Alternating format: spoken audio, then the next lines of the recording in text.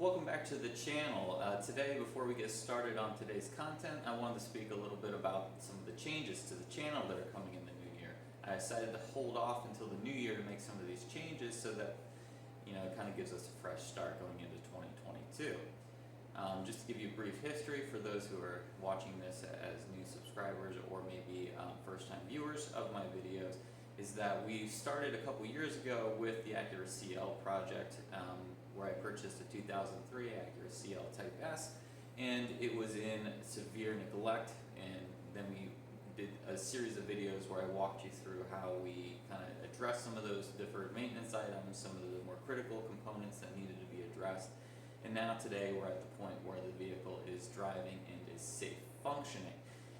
But that's not where I want it to stop. I want to be able to provide a wider breadth of content. So the channel is going to start taking a new direction in that we're going to be offering a different set of content. So there'll still be the old content kind of formatting where I talk you through some of my approaches and maintenance items on the car, but also start talking about and showing some of the performance aspects of the Acura CL, maybe even the RDX, and talk about more of the Ridgeline that I own. And in doing so, I've decided to rename the channel to Precision Performance Garage, which is kind of a play off of Acura's kind of slogan, if you will. And that will give us the ability to kind of take the channel in a different direction, just because of its mass appeal and not pigeonholing us by any specific name, such as my name, which was the original content or the original name of the channel. So, without further ado, and that being addressed, Happy New Year, it's 2022 now, and we're going to talk about what we're doing with the Acura CL.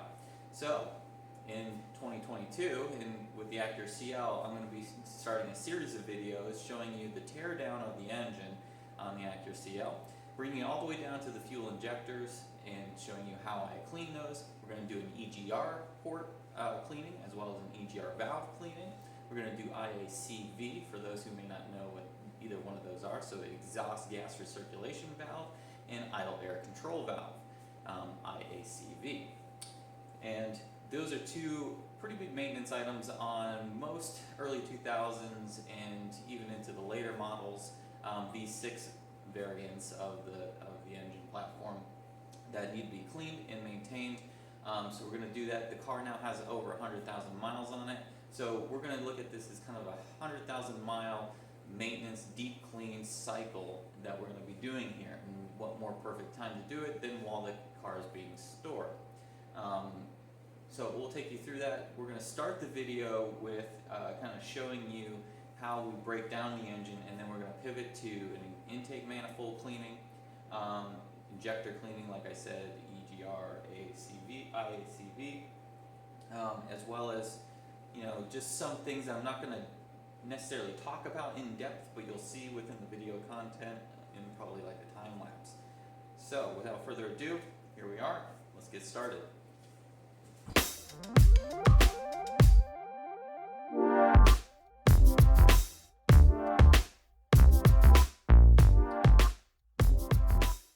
Okay, as with anything when you start, you definitely want to take a look and assess kind of your field, but we're going to start by removing the engine covers here and going ahead and taking a look at what we have underneath. Now this is a pretty basic setup for as far as engine covers go. You've got one in the front, and then you've got this four bolt system here that holds this one on. These are 10 millimeters.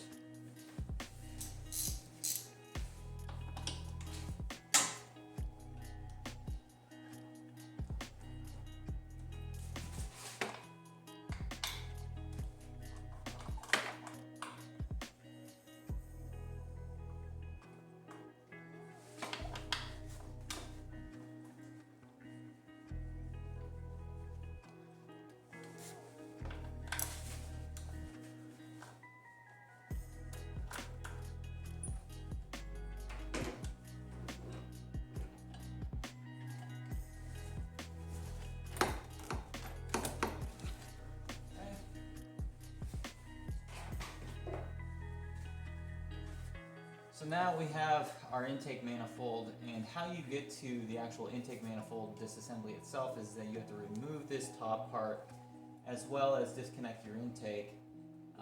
And some people choose to go ahead and just separate the intake throttle body from the actual intake manifold. But I think what we're going to do is go ahead and disconnect the throttle cable and the cruise control cable, as well as this additional cable here.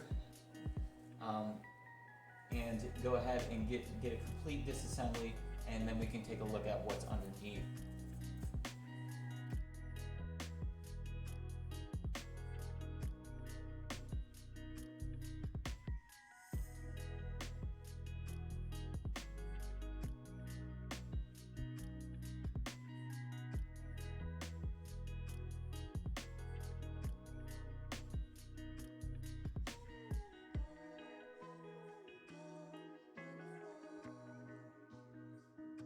Lift this off right here, and you can kind of see what I'm talking about.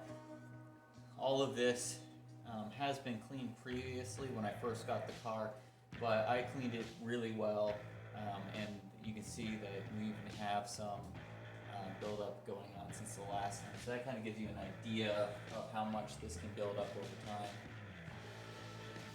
I also want to give you an idea of what we're looking at here. So here is a gasket.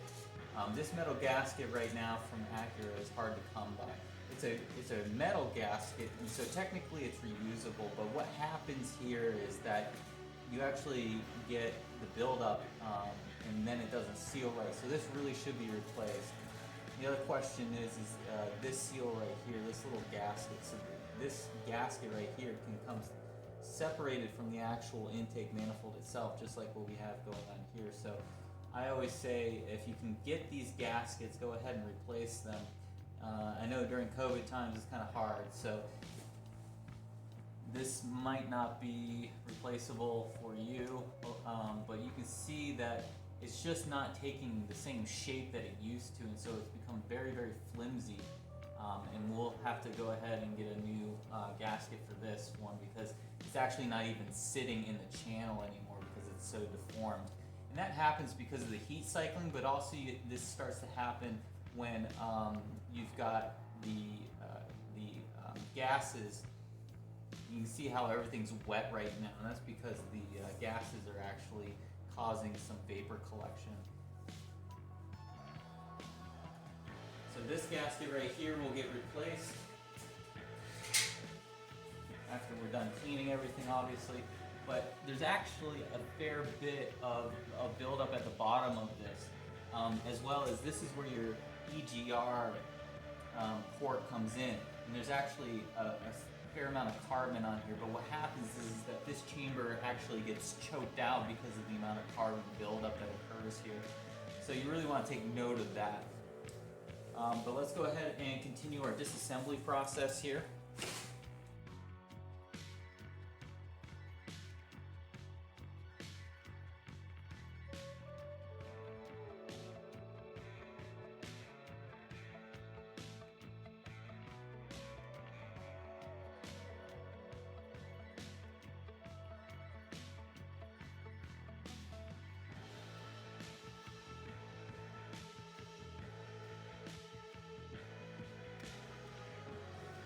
You want to start disconnecting your idle air control valve harness, your throttle positioning connection, as well as your map sensor here.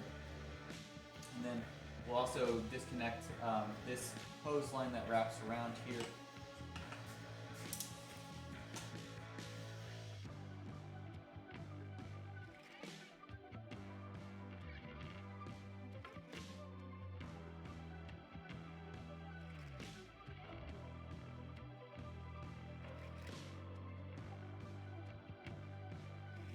Strut bar there to keep that tucked out of the way.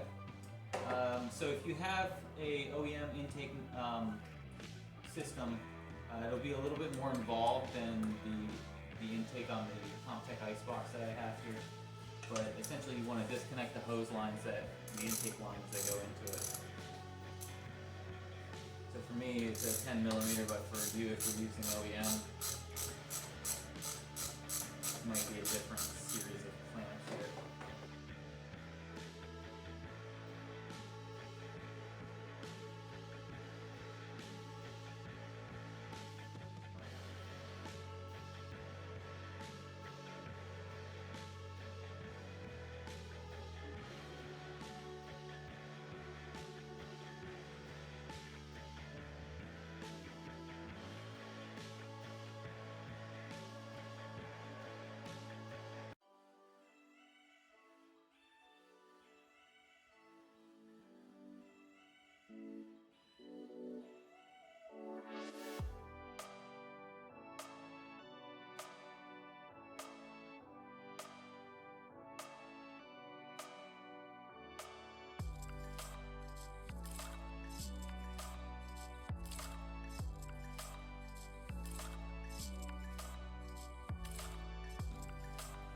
got our ice box disconnected, and so now we can see how our intake system is attached.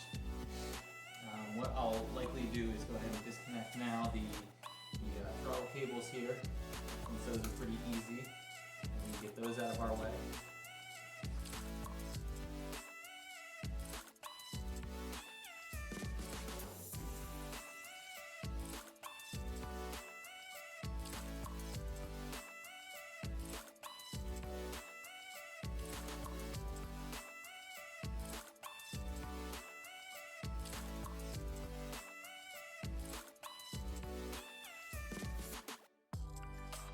Until this point, we had basically just a 10mm socket.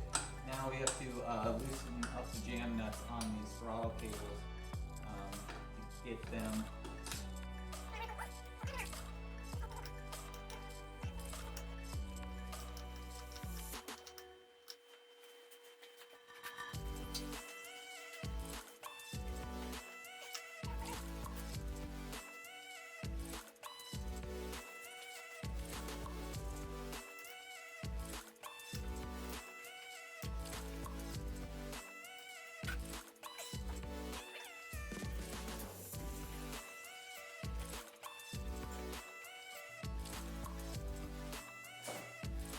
Okay, so what you want to do is use a screwdriver and disconnect the two screws that hold your throttle cables on. These two screws are of pretty thin metal quality. You want to make sure that you get a good biting screwdriver end on these screws to prevent stripping out the heads.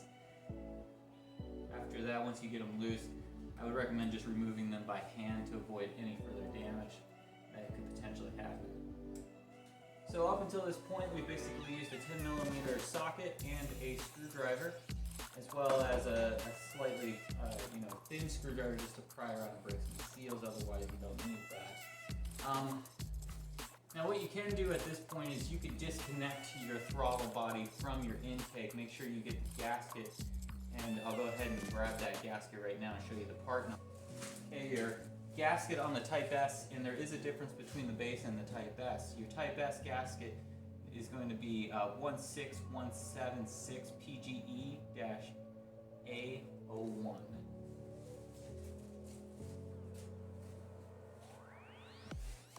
So now we want to go ahead and I'm going to go ahead and separate the intake manifold from the actual throttle body housing. The reason I'm going to do that instead of taking it out as one part is because there are coolant lines that run through this system, and to prevent coolant from getting everywhere, I just don't want to do that. But you could, if you wanted to, you could disassemble this whole piece right here at this point and disconnect your coolant lines and then lift this out as one. So the next step here is to go ahead and disconnect all the cables and the hoses on the back side of the intake. There are 1, 2, 3 hoses, as well as one sensor connection that needs to be disconnected. And then we'll go ahead and start prepping for the removal of our intake manifold here. So that'll be the next step here, is we'll go ahead and start taking that apart.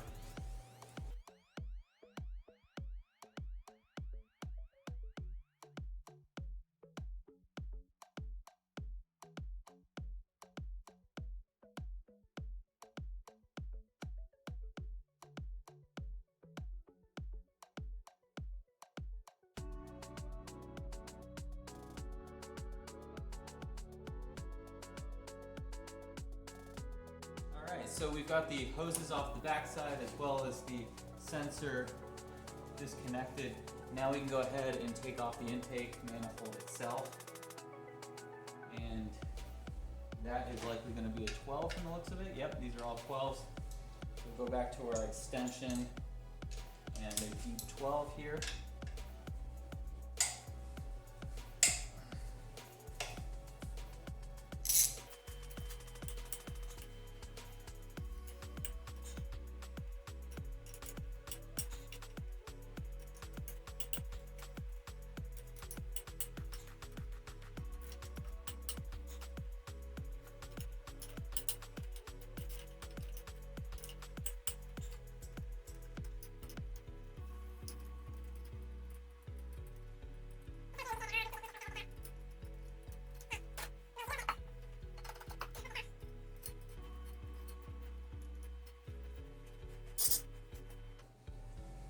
Okay, a little discovery here. Due to the way that our contact bar is lying across, which is super low, it actually gives us lower clearance to get this up and out, so we will have to remove the top bar there. It looks. Okay, so once you've gotten the intake manifold off, which is basically just the bolts that go down into the kind of runner here, the intake runner, and remove the nuts off of here, it just lifts up. Since I have a Comptech titanium series bar, I had to kind of wiggle this back and out of the way to make enough clearance for the intake manifold to come off. But while you're in here, you should do an assessment of your valve cover gaskets and seals, just to make sure that those are still in good condition. Your PCV valve, which is right here, is pretty easy to get to, so might as well take a look at the gasket as well as the PCV valve itself. And if it hasn't been replaced, then I'll go ahead and do that. I have a new tube that I'm going to use here because this one is very brittle and hard. So that's going to get replaced. I'm going to reuse the PCV valve because it was recently replaced. So while you're in here, take a look and assessment of everything that's going on. I can tell you right now that we have the front 3 cylinders are pretty caked up with debris here, the intake runners, and then the back 3 are in pretty good shape.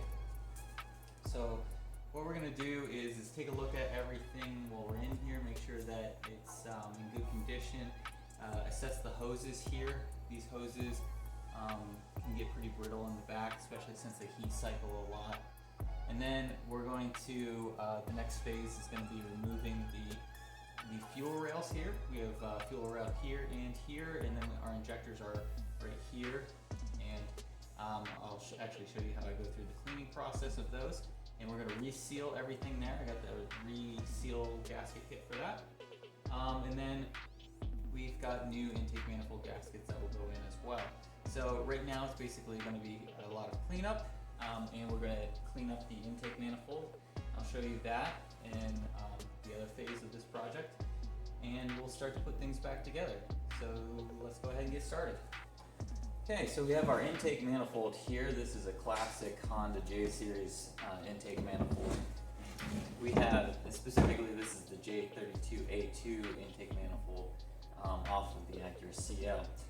So we have, just a general overview real quick, we have 3 main chambers that we're going to be addressing. We have the clems on either side, and then our center chamber here.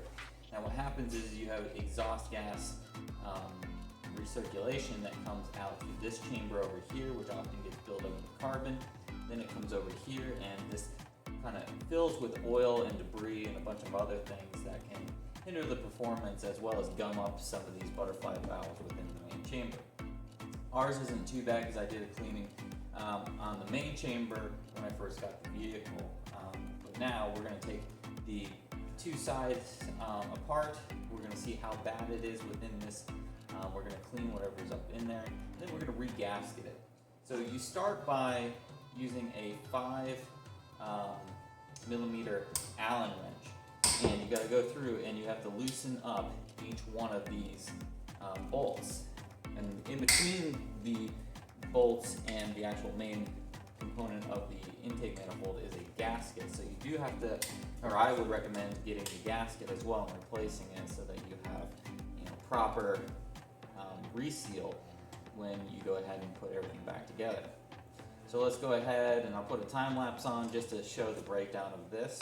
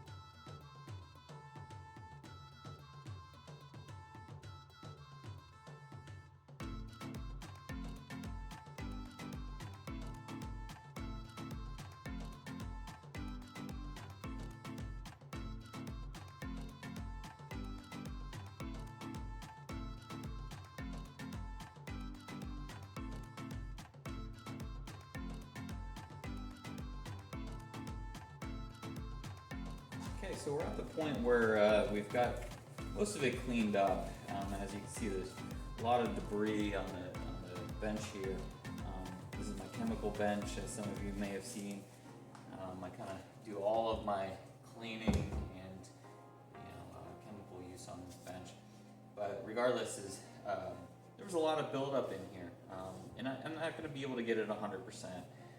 But you can basically get the major buildup out of there.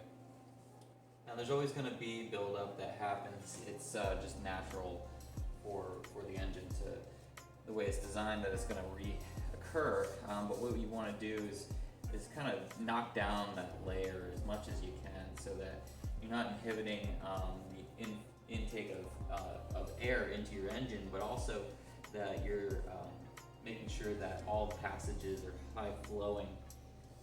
And over the years, it just happens that the EGR port here, which I've got as much buildup as I can out of there for the most part. I could probably do a little bit better job, but that's going to serve us very well. So it comes down on the other side here and comes out in this little outlet. So we have, this is actually the inlet and this is the outlet. So this little passage right here gets choked out, and then what happens is you get a buildup of pressure, and then seals start going. You start having some cylinder wall issues within the engine because the buildup of pressure, the back pressure, is too great. So basically, we're just trying to do some preventative maintenance by cleaning everything up as much as we can, knowing that it's not going to be perfect, but we can get it to a point where it's going to work good for us. The other thing is brushes. I like to use brushes. The other thing is get some soft nylon brushes like these from Harbor Freight. They're pretty cheap, inexpensive, and you can just give them a little cleaning, and then give the spot a little cleaning with some carb cleaner, and then go in there and break up as much as you can.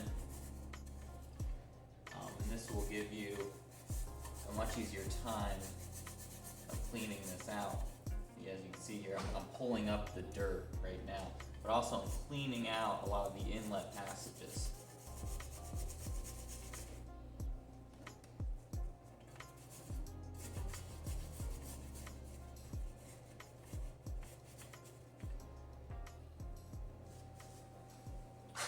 And then what I like to do with the gasket surfaces is take a 3M, kind of not a grinding disc, but it's a kind of a soft nylon brush here. And you're just cleaning up that old gasket material.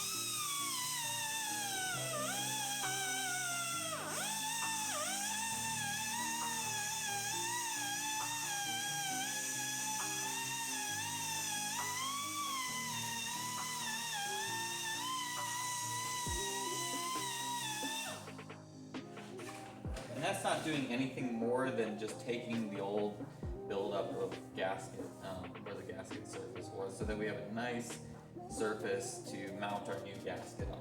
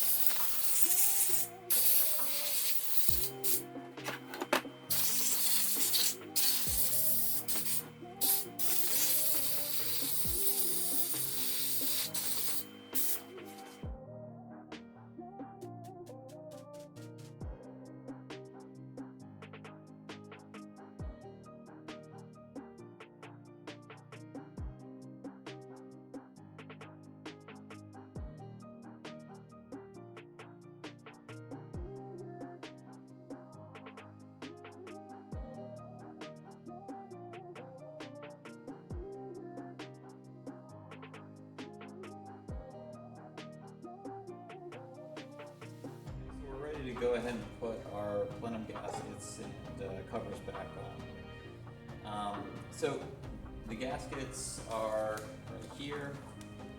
There's one part number, and then here's the other part number.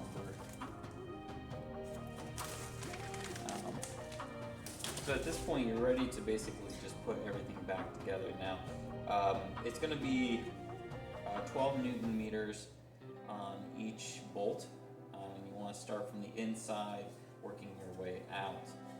Unfortunately, I don't have the right tools or parts to do the Allen heads at that torque. So what we're going to do is try to evenly torque them by feel. Not exactly precise, but it's the best that we can do, and it likely won't matter as long as we have a nice clean gasket surface area, and we try to get it as even as possible. Okay, so I went ahead and took all the bolts over to my wire wheel and got all the corrosion knocked off of them. So we're ready to reassemble this. We'll go ahead and place this on here and start inserting our first bolts here.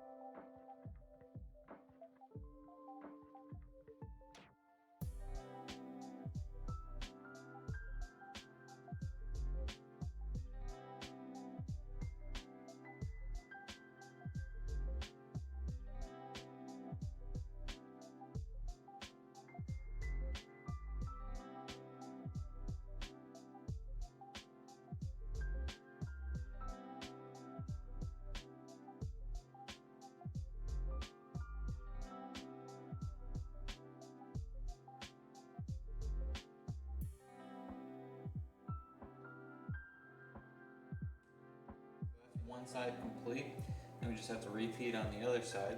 One thing I do want to point out is that now is a good time to go ahead and clean up the valves, the spring tensioner here for the valves. Just make sure that it's not built up. You can put like a little bit of grease on there if you so choose, just to keep things moving if you're noticing that it's starting to bind a little bit, which it shouldn't really. Other than that, then it's basically just go ahead and clean up each surface and then reinstall. So the next, go ahead and complete this, and then I'll show you the completed product. Okay, so we're basically done at this point. I went ahead and did some wet sanding here to kind of take off some of the buildup of dirt and debris over the years on the front side of the intake plenum here. Basically, at this point, we're ready to reassemble. So that'll conclude this video. Hopefully you guys learned something, and please leave a comment below if I can answer any questions for you. All right, have a good day.